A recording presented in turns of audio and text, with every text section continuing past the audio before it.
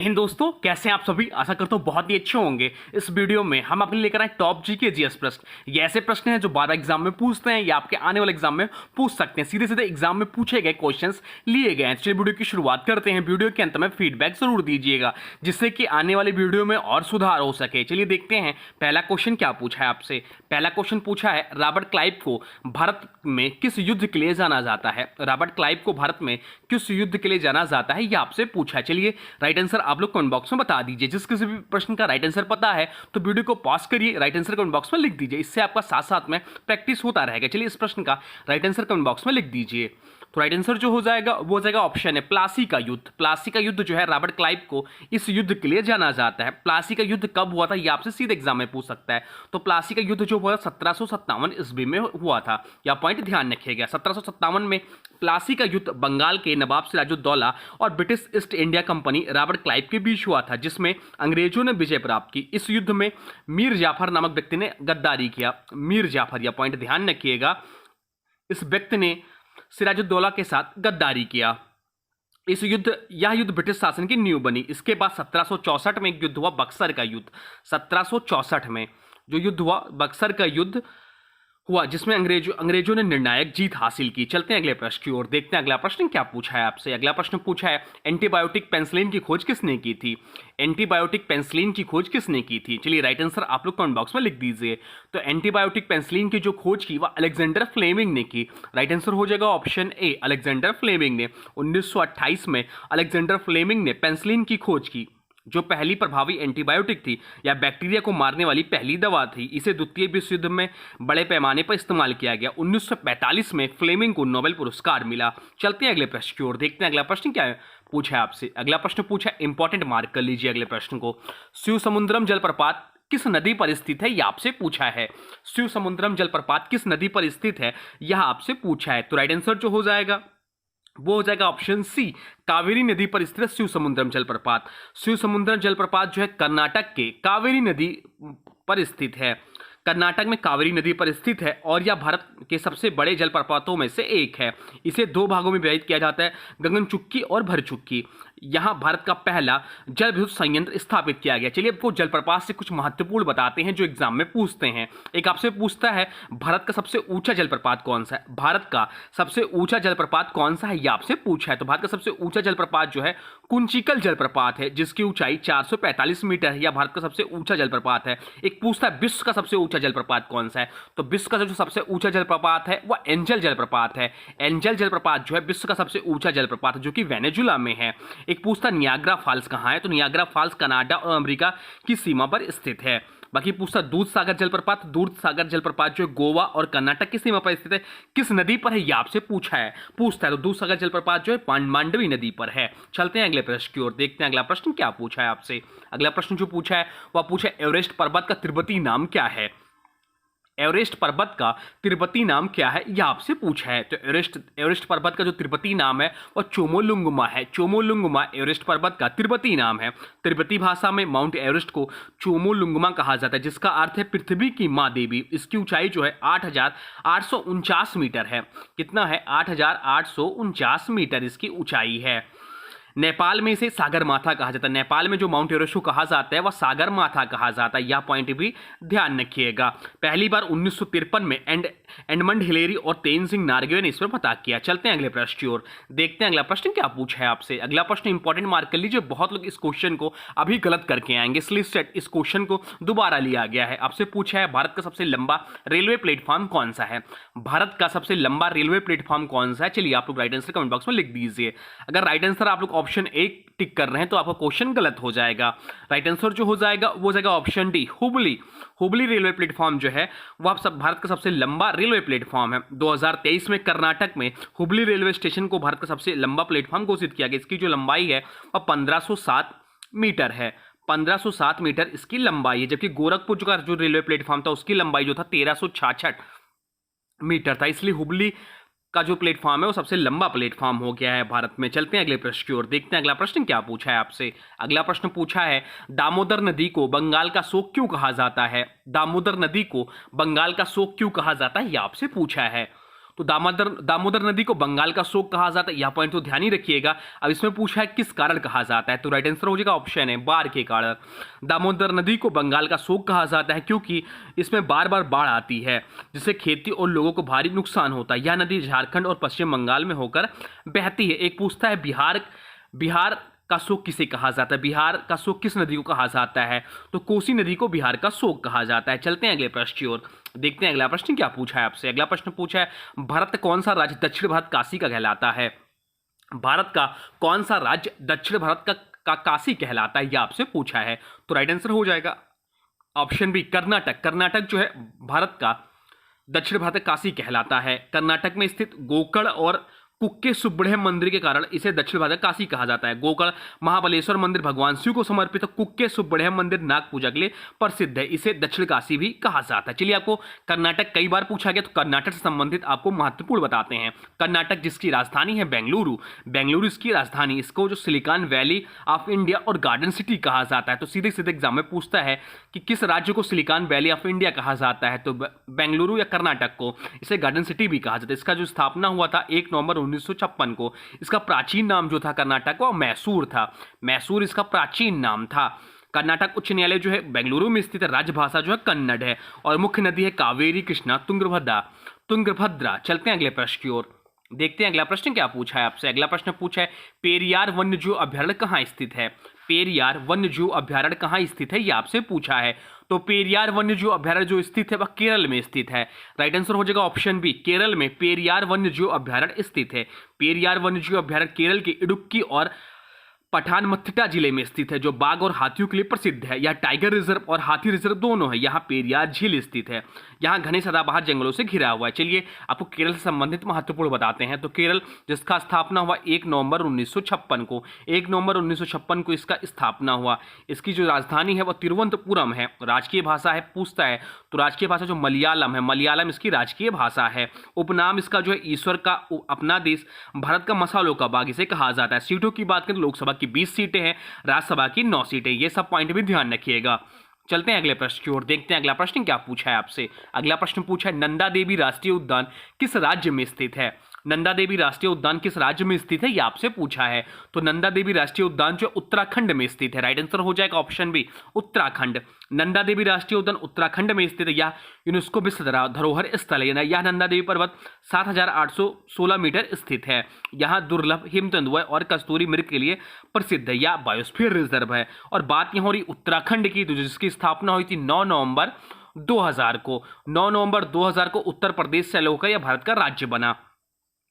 वर्ष 2007 में इसका नाम, पहले इसका उत्तरांचल नाम था, 2007 में नाम बदलकर उत्तराखंड किया गया। इसकी राजधानी 2 है। गैरसैंण गर्मी की राजधानी है, देहरादून शीतकालीन की राजधानी है। वर्तमान समय में यहाँ के मुख्यमंत्री हैं पुष्कर सिंह धामी, राज्यपाल है गुरमीत सिंह। उत्तराखंड को जो अन्य नाम कहा जाता है देवभूमि कहा जाता है, और झीलों और नदियों की भूमि भी कहा जाता है उत्तराखंड को। चलते हैं अगले प्रश्न की ओर, देखते हैं अगला प्रश्न क्या पूछा है आपसे। अगला प्रश्न जो पूछा है वह पूछा भारत में केंद्रीय जल आयोग का मुख्यालय कहाँ स्थित है। भारत में केंद्रीय जल आयोग का मुख्यालय कहाँ स्थित है, यह आपसे पूछा है। तो राइट आंसर हो जाएगा ऑप्शन सी, नई दिल्ली में। नई दिल्ली में केंद्रीय जल आयोग का मुख्यालय स्थित है। केंद्रीय जल आयोग में स्थित है, नई दिल्ली में स्थित है। और यह जल संसाधन प्रबंधन और एवं नदियों की बाढ़ नियंत्रण योजना पर कार्य करता है। इसकी स्थापना जो हुई थी 1945 में हुई थी। यह जल शक्ति मंत्रालय के अधीन कार्य करता है। चलते हैं अगले प्रश्न की ओर, देखते हैं अगला प्रश्न क्या पूछा है आपसे। अगला प्रश्न पूछा है गुप्त काल के दौरान कौन सा सिक्का प्रचलित था। गुप्त काल के दौरान कौन सा सिक्का प्रचलित था, यह आपसे पूछा है। तो राइट आंसर जो हो जाएगा वो जाएगा ऑप्शन बी, दीनार। गुप्त काल में मुख्यतः स्वर्ण दीनार सिक्के प्रचलित थे, जिन्हें सोने से बनाया जाता था। गुप्त शासकों में सिक्कों पर भगवान विष्णु, लक्ष्मी और विभिन्न योद्धाओं की छवियां मिलती थी। गुप्त वंश को भारतीय स्वर्ण युग का जनक कहा जाता है। गुप्त वंश को भारतीय स्वर्ण युग का जनक कहा जाता है। चलते हैं अगले प्रश्न की ओर, देखते हैं अगला प्रश्न क्या पूछा है आपसे। अगला प्रश्न पूछा है जिम कॉर्बेट राष्ट्रीय उद्यान का पुराना नाम क्या था। जिम कॉर्बेट राष्ट्रीय उद्यान का पुराना नाम क्या था, यह आपसे पूछा है। तो इसका पुराना नाम जो था हेली नेशनल पार्क था। Heli national park Jim Corbett राष्ट्रीय उद्यान का पुराना नाम था। 1936 में इसे हैली नेशनल पार्क नाम से स्थापित किया गया था, लेकिन बाद में 1957 में इसका नाम जिम कॉर्बेट के नाम पर रखा गया। यह भारत का पहला राष्ट्रीय उद्यान है। यह उत्तराखंड में स्थित या बाघों के संरक्षण के लिए प्रसिद्ध है। चलते हैं अगले प्रश्न की ओर, देखते हैं अगला प्रश्न क्या पूछा है आपसे। अगला प्रश्न पूछा है, भारतीय संविधान के निर्माण में किस देश के संविधान से राष्ट्रपति प्रणाली अपनाई गई? भारतीय संविधान के निर्माण में किस देश के संविधान से राष्ट्रपति प्रणाली अपनाई गई? चलिए राइट आंसर आप लोग कमेंट बॉक्स में बता दीजिए। तो राइट आंसर हो जाएगा ऑप्शन है अमेरिका से। भारतीय संविधान में राष्ट्रपति प्रणाली को अमेरिका के संविधान से लिया गया। मूल अधिकार भी अमेरिका के संविधान से लिया गया। ब्रिटेन से जो लिया गया है संसदीय प्रणाली। फ्रांस से गणतंत्र की अवधारणा अपनाई गई। संविधान सभा के अध्यक्ष जो थे डॉक्टर राजेंद्र प्रसाद थे। स्थायी अध्यक्ष डॉक्टर सच्चिदानंद सिन्हा थे। चलते हैं अगले प्रश्न की ओर, देखते हैं अगला प्रश्न क्या पूछा है आपसे। अगला प्रश्न पूछा है, टिहरी बांध किस नदी पर बना है? टिहरी बांध जो है वह किस नदी पर बना है, यह आपसे पूछा है। तो राइट आंसर हो जाएगा ऑप्शन सी, भगीरथी नदी पर। टिहरी बांध जो है वह भगीरथी नदी पर स्थित है। टिहरी बांध उत्तराखंड में भगीरथी नदी पर बना है। यह भारत का सबसे ऊंचा तथा विश्व का एक प्रमुख बांध है। तो आपसे पूछ सकता है कि भारत का सबसे ऊंचा बांध कौन सा है, तो टिहरी बांध है। यह पॉइंट ध्यान रखिएगा। चलते हैं अगले प्रश्न की ओर, देखते हैं अगला प्रश्न क्या पूछा है आपसे। अगला प्रश्न पूछा है, भारत की पहली steel authority of India limited इस्पात संयंत्र कहाँ स्थापित की गई थी? भारत की पहली steel authority of India limited इस्पात संयंत्र कहाँ स्थापित की गई थी, यह आपसे पूछा है। तो राइट आंसर हो जाएगा ऑप्शन है राउरकेला में। भारत का पहला सार्वजनिक क्षेत्र का इस्पात संयंत्र उड़ीसा के राउरकेला में 1959 में स्थापित किया गया था। यह संयंत्र जर्मनी की सहायता से बनाया गया था। अन्य प्रमुख संयंत्रों की बात करें तो भिलाई जो है रूस की सहायता से छत्तीसगढ़ में स्थापित हुआ। बोकारो रूस की सहायता से झारखंड, और दुर्गापुर जो है ब्रिटेन की सहायता से पश्चिम बंगाल। चलते हैं अगले प्रश्न की ओर। अगला प्रश्न भी इंपॉर्टेंट मार्क कर लीजिए। अगला प्रश्न है, ओजोन परत संरक्षण के लिए अंतर्राष्ट्रीय संधि कौन सी है? ओजोन परत संरक्षण के लिए अंतर्राष्ट्रीय संधि कौन सी है, यह आपसे पूछा है।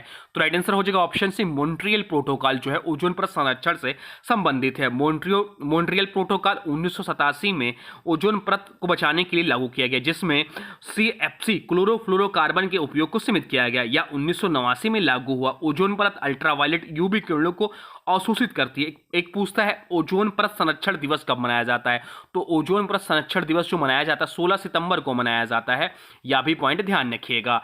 चलते हैं अगले प्रश्न की ओर। अगला प्रश्न पूछा है, cold land of India, cold land of India किसे कहा जाता है, यह आपसे पूछा है। तो कोल्ड लैंड ऑफ इंडिया जो कहा जाता है वह लेह लद्दाख को कहा जाता है। लेह लद्दाख एक केंद्र शासित प्रदेश है। क्या है? तो केंद्र शासित प्रदेश है लेह लद्दाख। वर्तमान समय में जो केंद्र शासित प्रदेशों की संख्या है वह 8 है और राज्यों की संख्या 28 है। लेह लद्दाख को भारत का ठंडा मरुस्थल कहा जाता है, क्योंकि वहां वर्ष भर ठंड रहती है। यहाँ सबसे ऊंचा वाहन योग्य खदर्रा खारदुंग स्थित है। चलते हैं अगले प्रश्न की ओर, देखते हैं अगला प्रश्न क्या पूछा है आपसे। अगला प्रश्न जो पूछा है वह पूछा है, भारत में लाल मिट्टी मुख्य रूप से किस तत्व के कारण लाल होती है? भारत में लाल मिट्टी मुख्य रूप से किस तत्व के कारण लाल होती है? तो राइट आंसर जो हो जाएगा वो जाएगा ऑप्शन बी, फेरिक ऑक्साइड के कारण। लाल मिट्टी का रंग उसमें उपस्थित फेरिक ऑक्साइड के कारण लाल होता है। यह मिट्टी मुख्यतः तमिलनाडु, कर्नाटक, उड़ीसा, छत्तीसगढ़ और झारखंड में पाई जाती है। इसमें नाइट्रोजन और फास्फोरस की कमी होती है। यह मिट्टी कपास, मूंगफली और बाजरा के लिए उपयुक्त होती है। चलते हैं अगले प्रश्न की ओर। अगला प्रश्न इंपॉर्टेंट मार्क कर लीजिए। विश्व व्यापार संगठन WTO का मुख्यालय कहाँ स्थित है? विश्व व्यापार संगठन WTO का मुख्यालय कहाँ स्थित है, यह आपसे पूछा है। तो WTO का मुख्यालय जो स्थित वर्ल्ड ट्रेड ऑर्गेनाइजेशन का वह स्थित है जेनेवा, स्विट्जरलैंड में। तो राइट आंसर हो जाएगा ऑप्शन बी, विश्व व्यापार संगठन का मुख्यालय जेनेवा, स्विट्जरलैंड में स्थित है और यह 1995 में स्थापित हुआ था। इसका मुख्य उद्देश्य वैश्विक व्यापार को सुगम बनाना था। इसके वर्तमान सदस्य 164 देश हैं। चलते हैं अगले प्रश्न की ओर, देखते हैं अगला प्रश्न क्या पूछा है आपसे। अगला प्रश्न पूछा, भारत का सबसे बड़ा नदी द्वीप कौन सा है? भारत का सबसे बड़ा नदी द्वीप कौन सा है? तो भारत का सबसे बड़ा नदी द्वीप जो है माजुली नदी द्वीप है। यह भारत का सबसे बड़ा नदी द्वीप है। माजुली असम में ब्रह्मपुत्र नदी पर स्थित विश्व का सबसे बड़ा नदी द्वीप है। यह 2016 में भारत का पहला नदी द्वीप जिला बना। यहाँ सतनामी संस्कृति और मठ प्रमुख आकर्षण है। चलते हैं अगले क्वेश्चन की ओर, देखते हैं अगला प्रश्न क्या पूछा है आपसे। अगला प्रश्न पूछा, भारत का सबसे पुराना राजस्व रिकॉर्ड कौन सा है? भारत का सबसे पुराना राजस्व रिकॉर्ड कौन सा है? तो राइट आंसर हो जाएगा ऑप्शन बी, टोडरमल बंदोबस्त भारत का सबसे पुराना राजस्व रिकॉर्ड है। अकबर के शासनकाल में टोडरमल द्वारा भूमि राजस्व प्रणाली को व्यवस्थित किया गया, जिसे टोडरमल बंदोबस्त कहा जाता है। इसे जब्ती प्रणाली भी कहा जाता है। चलते हैं अगले प्रश्न की ओर। अगला प्रश्न देखते हैं क्या पूछा है आपसे। अगला प्रश्न पूछा है, बाघ अभ्यारण्य को भारत में पहली बार कब शुरू किया गया था? टाइगर रिजर्व को भारत में पहली बार कब शुरू किया गया था, यह आपसे पूछा है। तो राइट आंसर हो जाएगा ऑप्शन बी, टाइगर प्रोजेक्ट की जो शुरुआत हुई बाघ अभ्यारण्य की 1973 से हुई। भारत में प्रोजेक्ट टाइगर की शुरुआत 1973 में हुई और जिम कॉर्बेट राष्ट्रीय उद्यान पहला टाइगर रिजर्व बना। मध्य प्रदेश में जो सबसे अधिक बाघ अभ्यारण्य है, सुदर्शन समिति ने प्रोजेक्ट टाइगर योजना तैयार की थी, यह भी पॉइंट ध्यान रखिएगा। चलते हैं अगले प्रश्न की ओर, देखते हैं अगला प्रश्न क्या पूछा है आपसे। अगला प्रश्न पूछा है, निम्नलिखित में से किस गैस का इस्तेमाल सिगरेट लाइटर में किया जाता है? निम्नलिखित में से किस गैस का इस्तेमाल सिगरेट लाइटर में किया जाता है? तो राइट आंसर हो जाएगा ऑप्शन है ब्यूटेन का। ब्यूटेन का प्रयोग किया जाता है। ब्यूटेन जिसका रासायनिक सूत्र होता है C4H10। H10 इसका रासायनिक सूत्र होता है। सिगरेट लाइटर में मुख्यतः जिस गैस का उपयोग किया जाता है वह ब्यूटेन होता है। ब्यूटेन एक संतृप्त हाइड्रोकार्बन जो एल्केन वर्ग का सदस्य है। इसमें 4 कार्बन और 10 हाइड्रोजन परमाणु होते हैं। चलते हैं अगले प्रश्न की ओर, देखते हैं अगला प्रश्न क्या पूछा है आपसे। अगला प्रश्न पूछा है, नेपच्यून ग्रह का सबसे बड़ा उपग्रह कौन सा है? नेपच्यून ग्रह का सबसे बड़ा उपग्रह कौन सा है, यह आपसे पूछा है। इंपॉर्टेंट मार्क कर लीजिए। चलिए राइट आंसर आप लोग बता दीजिए। तो राइट आंसर हो जाएगा ऑप्शन सी, नाइट्रन। नेपच्यून का सबसे बड़ा उपग्रह नाइट्रन है जो सौरमंडल के सबसे ठंडे स्थानों में से एक है।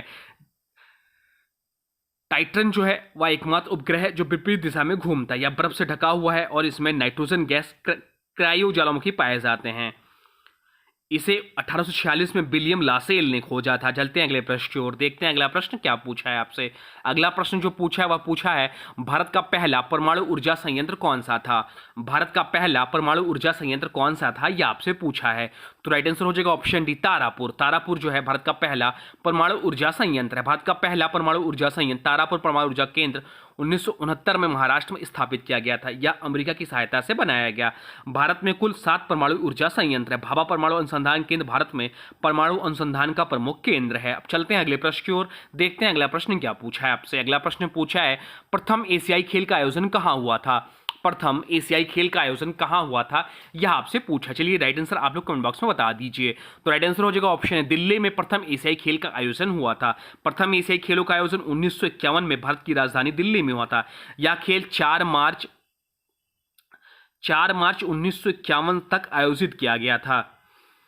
इस खेल में 11 देशों ने भाग लिया था। भारत ने इस खेल महोत्सव में स्वर्ण पदकों की संख्या में पहला स्थान प्राप्त किया था। बात करें एशियाई खेलों की, तो एशियाई खेलों की शुरुआत ओलंपिक की तर्ज पर एशिया के देशों को खेलों में एकजुट करने के उद्देश्य से की गई थी। भारत एशियन गेम्स फेडरेशन का एक संस्थापक सदस्य है। दिल्ली ने एशियाई खेलों की 2 बार मेजबानी की, 1951 में और 1982 में। चलते हैं अगले प्रश्न की ओर, देखते हैं अगला प्रश्न क्या पूछा है आपसे। अगला प्रश्न पूछा, हाइड्रोक्लोरिक अम्ल का एक अन्य नाम क्या है? हाइड्रोक्लोरिक अम्ल का एक अन्य नाम क्या है, यह आपसे पूछा है। तो राइट आंसर जो हो जाएगा वो जगह ऑप्शन सी, म्यूरेटिक अम्ल जो है हाइड्रोक्लोरिक अम्ल का एक अन्य नाम है जिसका रासायनिक सूत्र HCl है। हाइड्रोक्लोरिक अम्ल का रासायनिक सूत्र जो होता है HCl होता है। इसका एक प्रचलित पारंपरिक नाम है म्यूरेटियल अम्ल या एक तेज संरक्षक, संक्षारक और रंगहीन अम्ल होती है जो गैस HCl को पानी में घोलकर प्राप्त होती है।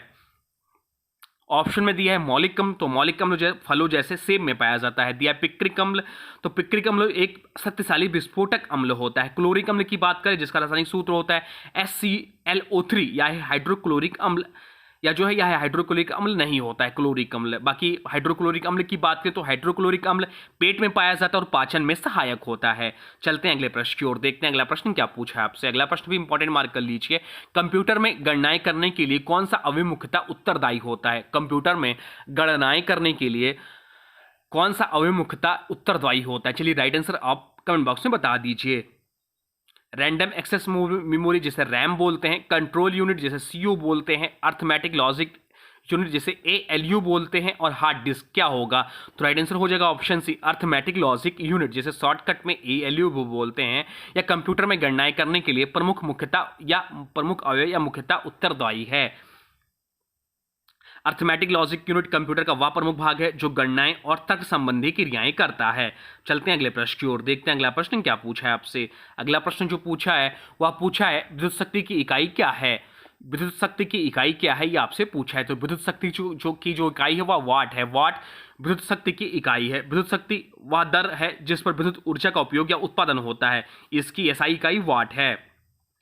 अन्य ऑप्शन दिया बोल्ट, तो बोल्ट जो है विद्युत विभव का मात्रक है। वाट जो है विद्युत शक्ति की इकाई है और किलोवाट घंटा जो है ऊर्जा की इकाई है। एम्पियर जो है विद्युत धारा की इकाई है। और बाकी विद्युत शक्ति P बराबर जो होता है वह वोल्टेज इंटू धारा होता है। यह पॉइंट भी ध्यान रखिएगा। अब चलते हैं अगले क्वेश्चन की ओर, देखते हैं अगला प्रश्न क्या पूछा है आपसे। अगला प्रश्न पूछा है निम्नलिखित में से किस देश ने पहली AI महिला न्यूज एंकर पेश की थी।